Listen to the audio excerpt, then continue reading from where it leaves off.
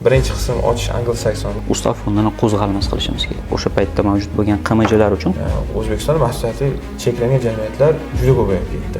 to'g'ri tashkil qilyapsizmi? Qonun hujjatlariga sizni mezonlaringiz javob beradimi? Yoki to'lovga qobiliyatsizligi holatlarida agar siz noqonuniy harakat qilsangiz, zimmangizga olgan majburiyatingizni bajarmasangiz. Assalomu alaykum barchaga. Bugun sizlar bilan birgalikda aynan o'zingiz sezgan bo'lishingiz kerak yoki misol uchun jarayonda ko'rgan bo'lishingiz kerak. Oldinlari mana O'zbekistonda MCJ yoki AJ mas'uliyat cheklangan jamiyat yoki aksiyador jamiyatlar kam bo'lgan. Lekin 2018, 2020 yoki aynan karantin davridan so'ng O'zbekiston mas'uliyati cheklangan jamiyatlar juda ko'payib ketdi. Yoki misol uchun ularga qanday imkoniyat berildiki, yoki misol uchun qanday qonuniy imkoniyat berildiki, ular aynan ko'payishni boshladi. Odamlar borib, misol uchun davlat xizmat markaziga boradi, juda tez misol uchun MCJ yoki AJ ochish imkoniyatiga ega bo'lishdi. Shu haqida hozir suhbatlashamiz. Demak, bizning doimiy ekspertimiz Doniyor aka Imomniyozov. Assalomu alaykum, Nodirbek. Rahmat kattakon. O'zi hozirgi aytayotgan holatimizga qanday yetib keldik va o'zi nima bo'lgandi? O'sha 2018-yilgacha bo'lgan, adashmasam 2018-yil edi. Statistik ma'lumotlar o'rganilganda savol qo'yilgan. Bizda nimaga tadbirkorlik subyektlarining soni kam va soni kam bo'lib hamki bevosita korporatsiyani subyektlari hisoblangan mas'uliyat cheklangan jamiyat, aksiyadorlik jamiyatlarining soni nimaga kam? O'rganilganda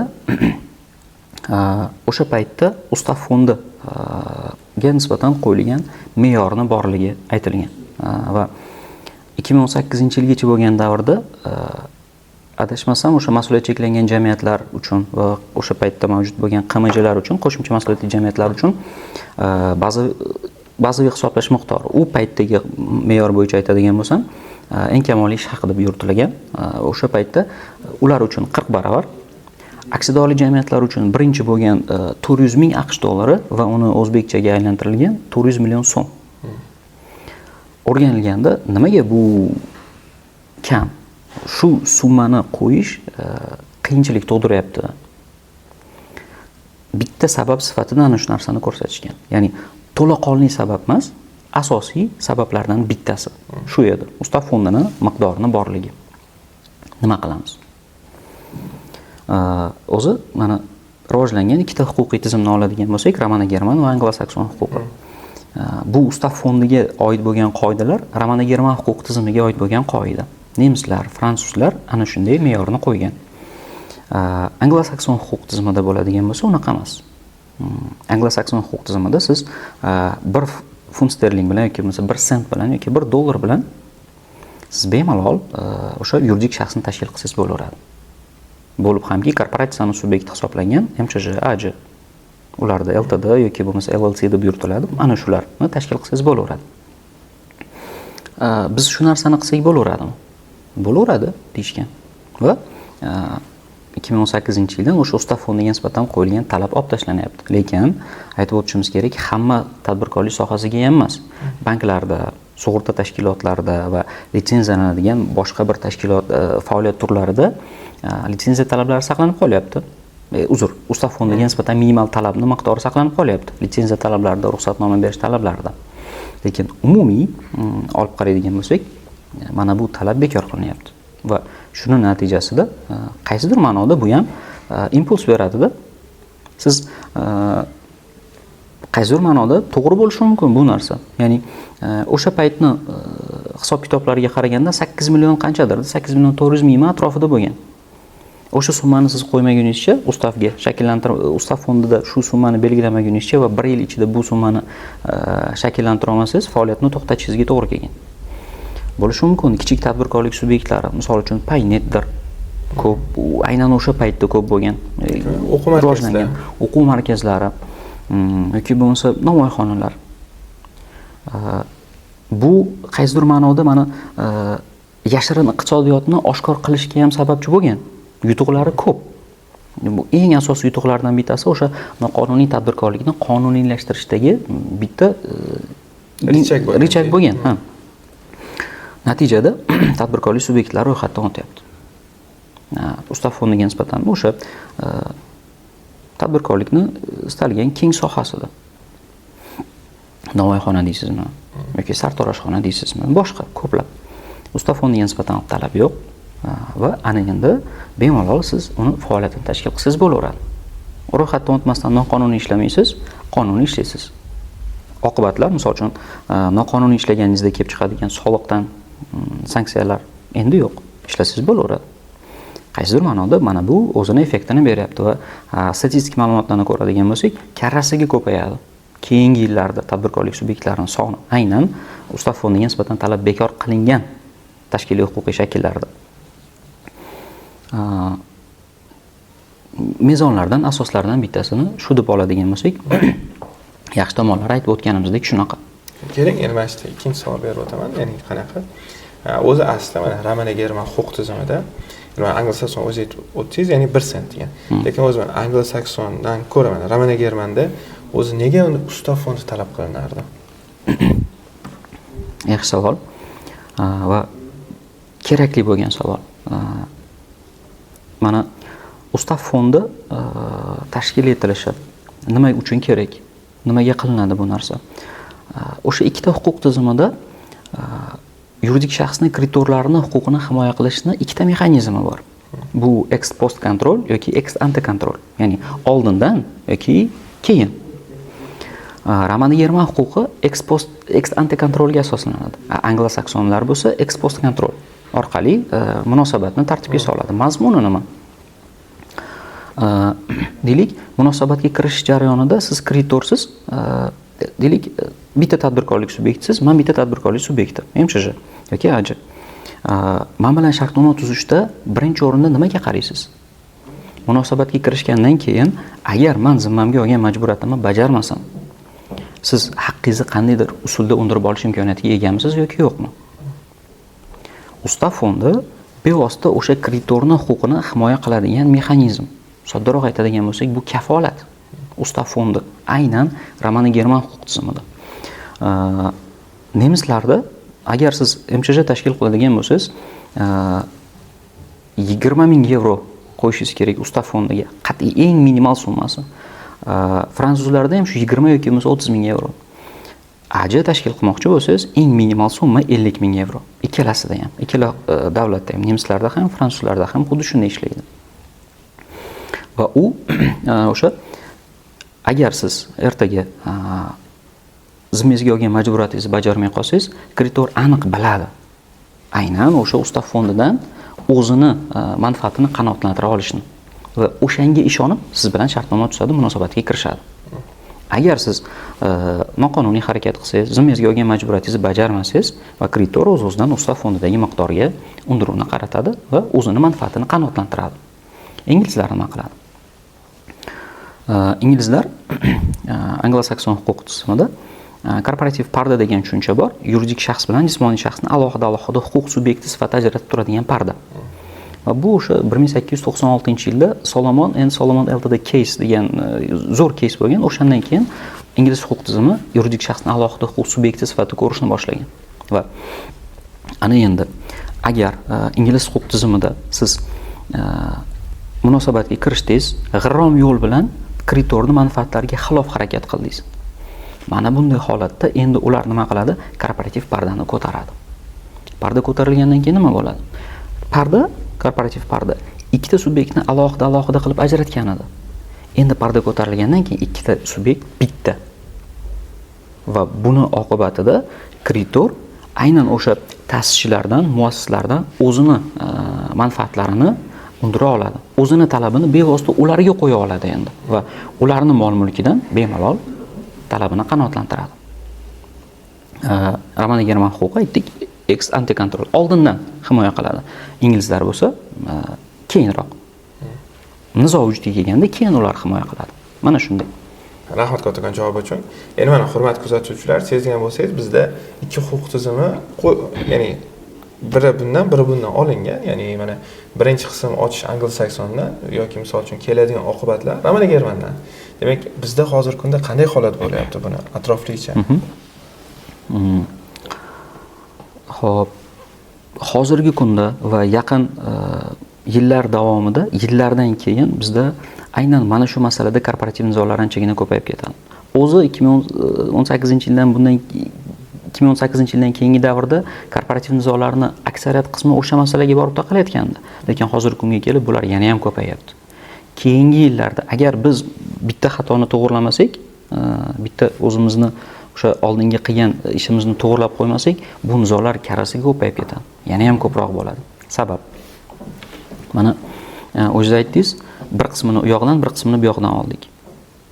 Bizda mana yuridik shaxsning javobgarligi degan tushuncha bor. Fuqarolik kodeksining 48-moddasida yozilgan va boshqa o'sha bevosita tashkiliy huquqiy shakllarga bog'liq bo'lgan o'zining qonunchiligida tartibga solinadi. Umumiy qoida bizdagisi yuridik shaxs o'ziga tegishli bo'lgan butun mol-mulkidan javob beradi. Va bu umumiy qoida. Mana shu bilan aksariyat holatlarda ish yopiladi. Yuridik shaxsning bankrotligi yoki to'lovga qobiliyatsizligi holatlarida butun mol-mulkiga undiruv qaratildi, bo'ldi, masala yo'q. Kreditorlar qaysidir ma'noda kuyib qoladi. Chunki ustav fondi bizda hozir kiritib 2 soatdan keyin uni оборотga olib chiqib ketsangiz bo'laveradigan mexanizm bizda. Ustav fondda qat'iy emas. Turmaydi. Va ustav fondining o'zi yo'q. Ma'lum ma'noda qanchadir qilib shakllantirish mumkin. Misol uchun ba'zi bir firmalarni agar Orginfodan yoki o'sha Stat.uzdan ko'radigan bo'lsangiz, nechidir milliard ustav fondi yozib qo'ygan. Lekin surishtirib borsangiz o'sha ustav fondini topa olmaysiz. Yo'q, u оборотda aylanib yuribdi. Asosiy vosita sifatida, оборотdagi pul sifatida, asbob uskuna sifatida, xom ashyo sifatida aylanib yuribdi. Undiruv qaratgan paytingizda ana o'sha summa yo'q bo'lib qolishi mumkin.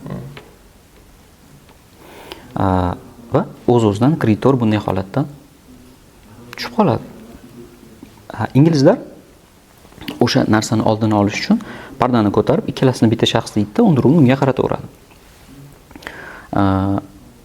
Biz inglizlardan o'sha qulay shaklda ochishni o'rgandik, oldik.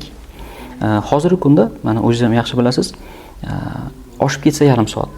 Hozir shu yerda o'tirib ham bitta MCHni ikkalamiz tashkil qilaveramiz. Muammo yo'q. Maygoga ariza beramiz, ustavini shakllantiramiz, uni ham namunalari bor. Bo'ldi, yarim soatdan keyin bizda bitta MCH bor. Va bu qaysidir ma'noda qulay.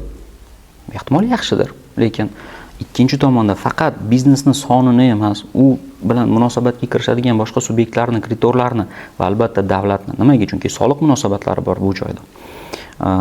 Manfaatlarini biz yetarlicha himoya qilmas ekanmiz, o'z-o'zidan firibgarlik holatlari orqali, soxta bankrotlik yaratish holatlari orqali, bankrotlikdan qochish holatlari orqali mana bunday nizolar ko'payib ketaveradi. To'g'ri, misol uchun bizda qonunchilikda yo'qmi degan savolni berishlari mumkin kuzatuvchilar yoki bo'lmasa boshqa bir shaxslar bor. Soxta bankrotlik uchun, qasddan bankrotlikka olib kelganlik uchun jinoiy javobgarliklar bor. Fuqarolik kodeksining o'sha 48-moddasida ham bankrotlik bevosita o'sha muassisni, boshqaruv organi a'zolarini va boshqa subyektlarning harakati natijasida kelib chiqadigan bo'lsa, javobgarlik bor. Solidar javobgarlik bor. Ya'ni birinchi yuridik shaxsning o'ziga qaratamiz, ana undan keyin ta'sischilar yoki bo'lmasa muassislar o'sha subyektlarni aybi bo'lgan taqdirda keyin ularga yuramiz. Lekin o'sha jarayonda mana bu subyektlar o'zini mol-mulkini boshqa bir shaxslarga o'tkazib yuborsa, tasarruf etib yuborsa, boshqa bir shaxslarning nomiga olsa, undachi? Yani o'zini nomida hech narsa bo'lmasa. Jarayon boshlangandan keyin soxta bankrotlik yoki umuman bankrotlik bilan bog'liq bo'lgan sud jarayonlari boshlangandan keyin muassislarning o'zi nomiga olgan mol-mulkini o'tkazib yuborsa, tasarruf etib yuborsa, yoki turli xil usulda o'zidan chiqarib yuborsa, o'z-o'zidan kreditor yana kuyib qoladimi? Yana shunday. Endi mana nemis huquqida siz agar Germaniyada yoki bo'lmasa Fransiyada, Germaniyada deylik, qancha vaqt ketadi deb o'ylaysiz bitta o'sha MCHni tashkil etish uchun muddat? Bir oy, 2 oy ketishga. Eng kami 2 hafta. Siz bitta mas'uliyat cheklangan jamiyatni ro'yxatdan o'tkazish uchun sizda 2 hafta muddat belgilangan qonunda. Ularda alohida ro'yxatdan o'tkazishdan oldin ko'rib chiqadigan bitta organ bor. Qonunni agar o'zbekchaga tarjima qiladigan bo'lsak, sud deb tarjima qilinadi. Endi yana ham yaxshiroq o'rganadigan bo'lsak, boshqa bir alohida organ bo'lishi kerak-ku. O'sha organning roziligisiz siz yuridik shaxsni tashkil qila olmaysiz. Ular 2 hafta o'rganadi sizni. Faoliyatni boshlashingiz foydalimi? To'g'rimi? To'g'ri tashkil qilyapsizmi? Qonun hujjatlariga sizni mezonlaringiz javob beradimi? Sizni hujjatlaringiz o'shalarga mosmi? Oddiy misol, mana kim direktor bo'ladi, kim ijro organi rahbari bo'ladi degan savolga bizda hozirgacha javob yo'q. Ularda, misol uchun nemislarning qonunchiligini ko'radigan bo'lsak, moliyaviy firibgarlik bo'yicha, ya'ni moliyaviy jinoyatlarga daxldor bo'lgan, oldin sudlanganligi olib tashlanmagan, nechadir yil o'sha faoliyat bilan nima deydi, sudlanganligiga qanchadir muddat bo'lgan shaxslar direktor bo'la olmaydi. Ya'ni jamiyatni boshqara olmaydi. Va savodlilik masalasi bor. Ularda bevosita o'sha menejmentlik kursimi shunga o'xshagan alohida mezonlarni qo'yapti. O'sha shaxslargina u direktor bo'lsin, ijro organining rahbari bo'lsin va faoliyatni yuritsin. Bizda yana o'sha gap. Qachon biz o'sha naqani to'g'rilaymiz, kreditorning manfaatini to'g'ri himoya qilamiz. Bu yana bitta narsaga bog'liqda, Nodirbek, investitsiyaga. Investitsiyalarni bevosita o'sha kirib kelishi, investorning huquqlarini himoya qilishi. Investor bu qaysidir ma'noda kreditorda. Uni huquqini kafolatlab bersak, aynan o'sha bitta ustav fondini o'zi bilan kafolatlab bersak, demak, bitta yutuqqa erishgan bo'lamiz. Ikki xil usulimiz bor, ikki xil yechim bor. Yo, demak, ustav fondiga qo'yilgan talabni qat'iylashtirish kerak. Kamida minimal miqdorlarni yana qaytadan belgilashimiz kerak. Albatta buni o'sha o'rganib, statistik ma'lumotlarni, sud jarayonlarini tahlil qilib, amaliyotni o'rganib, shunchaki o'zimizdan o'zimiz emas, o'rganib, yana qayta tiklashimiz kerak va asosiysi ustav fondini qo'zg'almas qilishimiz kerak, qat'iy. Ya'ni biz hozir ustav fondiga million so'mni kiritib, yarim soatdan keyin 1 million so'mni oborotga chiqarib yormasligimiz kerak. U kafolat u. Biz o'sha kafolat bilangina kreditorni himoya qilamiz. Yo o'sha usulimiz bor. Yoki inglizlarning usulini oxirigacha olaylik. To'g'ri aytasiz. Bitta shaxs sifatida ko'rsak, uni ham albatta o'rganib, bizga mos keladigan joylarini topib, bizni o'zimizni qonunchiligimizga moslashtirib, to'g'ridan to'g'ri qabul qilish emas, moslashtirib, ana undan keyin yo'lga qo'ysak, o'z-o'zidan bu sohadagi nizolarni kamaytirgan bo'lamiz va qonunchiligimiz qaysi ma'noda barqaror bo'ladi. Rahmat kattakon javob uchun. Sizlar bilan suhbat loyihasi bo'ldi. Kelasi sonlarda bizni kuzatib oling. Rahmat.